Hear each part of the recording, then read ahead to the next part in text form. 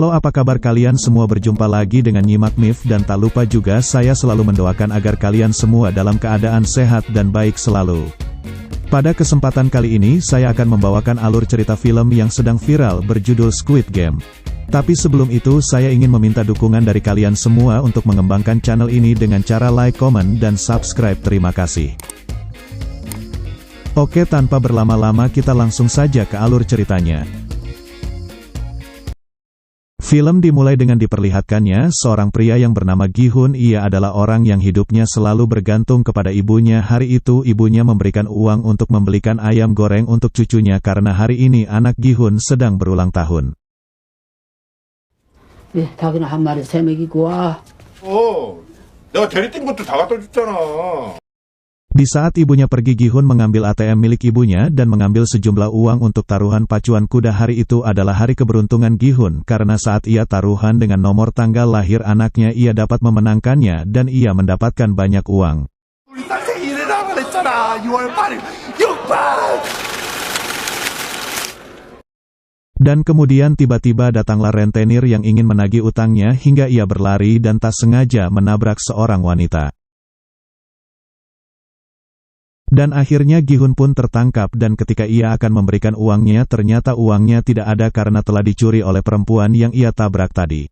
Di saat para rentenir menyiksa Gi-hun, mereka berhenti karena merasa kasihan dan memberikan kesempatan pada Gi-hun untuk melunasinya selama 1 bulan. Setelah itu Gi-hun mengajak anaknya untuk makan malam, kemudian ia bertemu dengan seorang pria misterius yang menawarkannya permainan yang bernama Dakji dengan imbalan uang yang lumayan banyak, tetapi ketika kalah ia harus membayar dengan jumlah yang sama.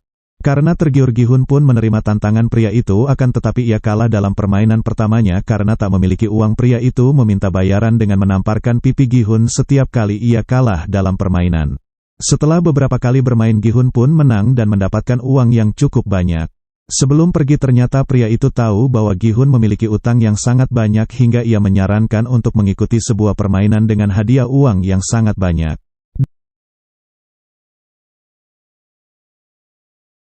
Dan sesampainya di rumah, Gi-hun memberikan uang itu kepada ibunya dan mengatakan mendapatkan uang itu dengan cara yang benar.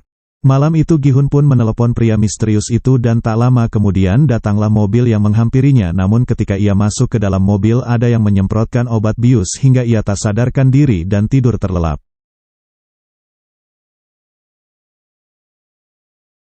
Lalu di saat terbangun, Gi-hun pun bingung karena ia sudah berada di sebuah ruangan bersama pemain lainnya yang juga menerima tawaran tersebut. Serta mereka diawasi oleh orang yang berpakaian sangat aneh dan orang yang mengendalikan permainan tersebut yang dijuluki frontman. Sana Gi-hun bertemu dengan seorang kakek yang berkata hidupnya sudah tak lama lagi karena ia menderita tumor di otaknya, oleh sebab itu ia ingin bersenang-senang di permainan itu. Gi-hun juga bertemu seorang wanita bernama Sebyok yang sebelumnya telah mencuri uang Gi-hun. Tiba-tiba datanglah para pengawas yang memberitahu permainan akan berjalan selama 6 hari dan siapapun yang dapat menyelesaikan permainan akan mendapatkan uang yang sangat banyak. 환영합니다. 여러분들은 앞으로 6일간 모두 6개의 게임에 참가하시게 됩니다.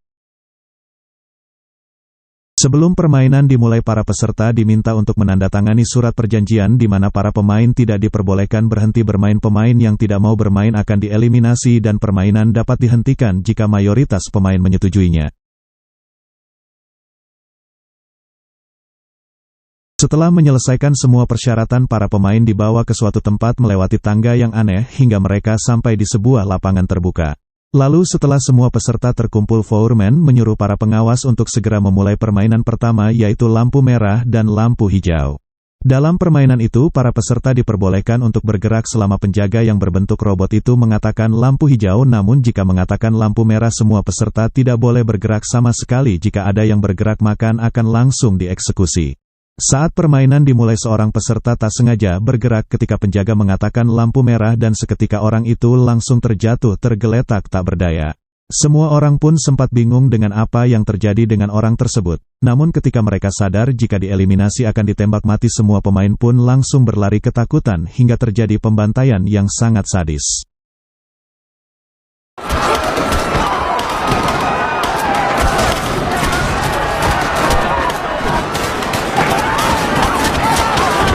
Sejak kejadian itu tidak ada satupun pemain selain si kakek yang bergerak saat lampu hijau. Meski banyak yang tereliminasi, namun ada beberapa pemain yang bisa menyelesaikan permainan tersebut. Namun ketika Gi-hun akan mencapai finish tiba-tiba ia tersandung dan mau terjatuh tetapi ada seorang pria yang bernama Ali yang berhasil memegangnya. Setelah itu mereka akhirnya bisa melewati garis finish sebelum waktunya habis dan orang-orang yang belum menyentuh garis finish langsung dieliminasi.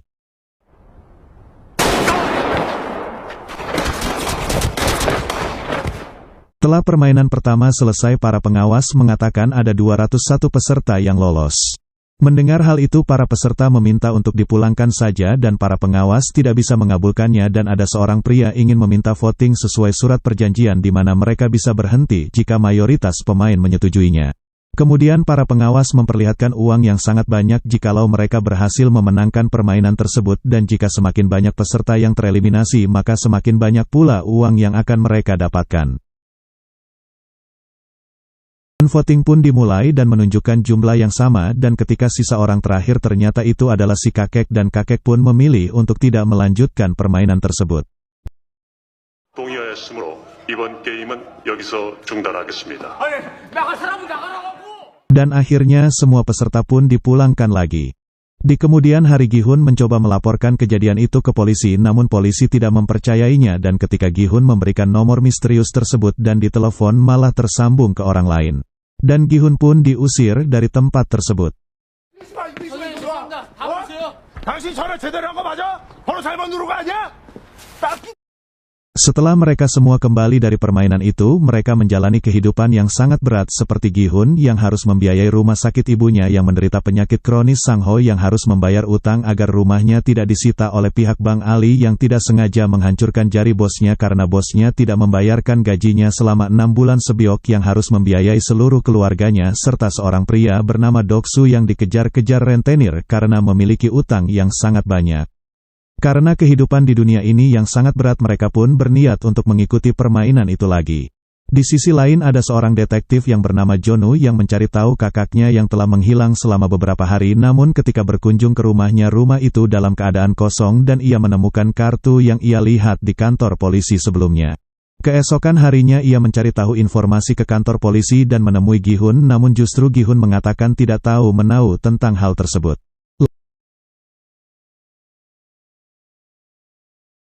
Lalu ketika orang-orang mendapatkan kartu itu lagi mereka langsung menelepon dan dijemput di tempat yang sama sebelumnya hingga mobil pun datang menjemput mereka.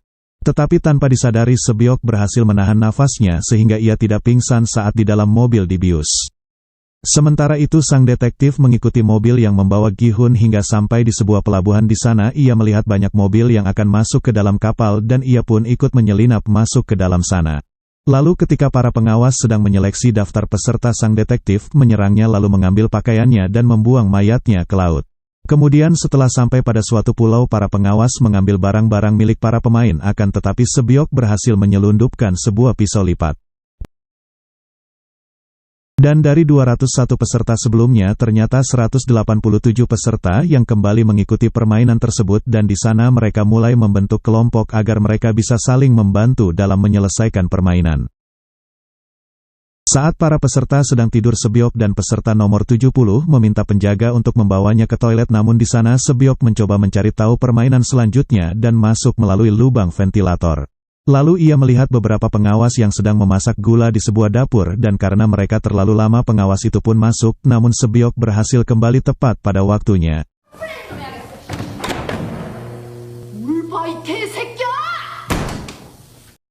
Keesokan harinya para peserta dibawa ke sebuah lokasi di perjalanan. Chang-ho yang mendengar pembicaraan Sebyok ia menanyakan apa yang sudah dilihat Sebyok supaya bisa menebak permainan selanjutnya. Lalu ketika mereka sudah tiba di lokasi permainan para peserta disuruh memilih simbol yang terdiri dari lingkaran segitiga, bintang dan payung. Sang-ho yang telah mengetahui permainan itu adalah gulali akan tetapi ia tidak memberitahukan itu kepada teman-teman yang lainnya. Kemudian Sang-ho pun memilih simbol segitiga, Ali memilih simbol lingkaran, Gi-hun memilih simbol payung sementara sang kakek memilih simbol bintang. 다들 움직이자. 무슨 게임인지 알게 되면 그때 다시 모여서 작전 짜고. Setelah seluruh peserta sudah memilih simbol, mereka disuruh mengambil sebuah benda dan ketika mereka membukanya ternyata benda itu adalah gulali yang berbentuk seperti simbol-simbol yang mereka pilih. Kemudian para peserta disuruh untuk memotong simbol yang ada sebelum batas waktunya habis dan jika mereka merusak simbolnya mereka akan langsung dieliminasi. Setelah permainan berjalan ada beberapa peserta yang tak sengaja merusak simbolnya dan langsung ditembak di tempat.